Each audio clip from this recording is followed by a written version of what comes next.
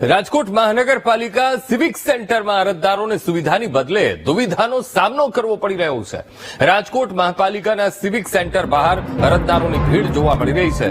જન્મ મરણના દાખલામાં સુધારા કરવા માટે મુશ્કેલી પડી રહી છે તો નવા દાખલા કઢાવવામાં પણ સર્વરને કારણે સમસ્યા ઊભી થતા અરજદારોને ધરમ ધક્કા ખાવા પડે છે। અરજદારો દિવસોથી લાંબા સમયથી ધક્કા ખાવા છતાં પણ હજુ સુધી વારો નથી આવતો। આ પીડા ત્યાંની જનતા ભોગવી રહી છે। आकाश भाई कितना समय थी कितना वागा ना बैठा तो 7 बजे आया हूँ इधर, अभी तक बैठा हूँ। क्या काम करवाना जन्म सर्टिफिकेट बनाने का है मेरे को। હવે શું કેવું હવે સરકારી કામનું તો 3 દિવસથી તો હેરાન થાય છે। સવારના આવીને સાંજે વયા જાય છે। દાખલો શેનો કર્યો શું કરે જન્મ તારીખનો દાખલો છે। હા, પૂરું નામ લખાવવાનું છે।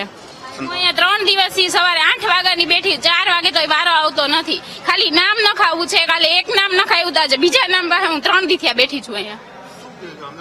અંદર એમ કે છે ચાલુ જ નથી કોમ્પ્યુટર, તો અમે શું કરી? સર્વરમાં ડાઉન જ છે। 3 દિવસથી હું ધક્કા, ત્રીજો ધક્કો છે મારો। જન્મ દાખલો કઢાવવા માટે શું લાગે છે વારો આવી જશે ટ્રાય કરી, જો આવી જાય તો આવી જાય, નકર નેક્સ્ટ બુધવાર। એટલે બુધવાર આવી, બુધવાર સિવાય અમારે કારખાનામાં રજા તો હોય નહીં, બુધવારે આવી। હવે અત્યારે ન આવે તો આવતા બુધવારે પાછું બાળકનું હોય તો શું તકલીફ પડે શું મુશ્કેલી છે પાછું અંદર થી બહાર આવીને પાછું ફોર્મ ભરીને પાછી લાઈનમાં લાગવાનું। મરમને દાખલો મારા ઘરવાળો ઓફ થઈ ગયો એટલે શું લાગે છે વારો આવી જશે વારો આવી જાય છે। શું ખબર છે? અમને 2 મહિના થઈ ગયા।